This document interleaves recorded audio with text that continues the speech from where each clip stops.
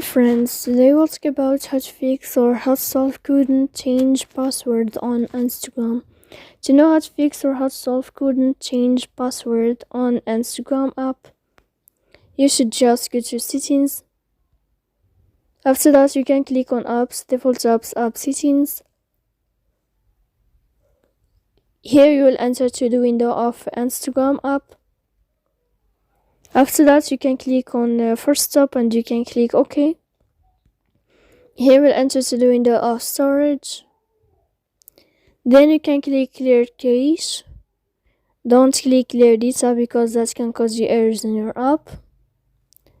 In the end, you can turn off your Wi-Fi and you can wait a moment to turn on your Wi-Fi again. So please don't forget to support us by like and subscribe. See you next time in another video, and thank you for your attention and your watching.